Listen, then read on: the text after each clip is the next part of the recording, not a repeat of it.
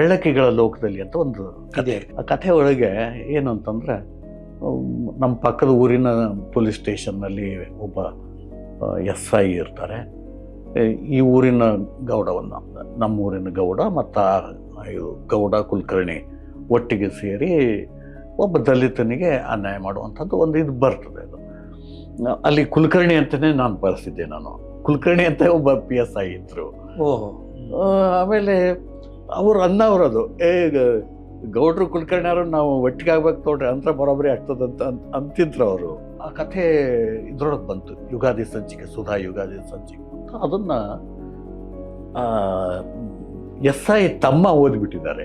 Okay. ಓದಿ ಆಮೇಲೆ ಅವರು, ನನ್ನ ತಮ್ಮ ಮತ್ತು SI ಕ್ಲೋಸ್ ಇದ್ರು. ನನ್ನ ತಮ್ಮ ಅಲ್ಲಿ ಹೋಗ್ಯಾನೆ.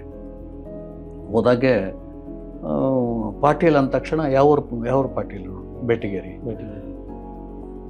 ನೀವು ರಾಘವೇಂದ್ರ ಪಾಟೀಲ್ ಏನು? ಇಲ್ಲ, ನಾನು ರಾಘವೇಂದ್ರ ಪಾಟೀಲ್. ಅವರು ನಮ್ಮ ಅಣ್ಣನ ಬಗ್ಗೆ ಕತೆ ಬರ್ತಾರೆ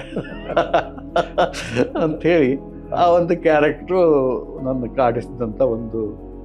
ಬಟ್ ಇವಾಗ ನಾವು ಭಾಳ ಅಗದಿ ಕ್ಲೋಸ್ ಸ್ನೇಹಿತರು. ಅವ್ರು ನನ್ನ ಸಾಹಿತ್ಯದ ಬಗ್ಗೆ ಭಾಳ ಪ್ರೀತಿ ಇಟ್ರು, BV ಕುಲಕರ್ಣಿ ಅಂತೇಳಿ.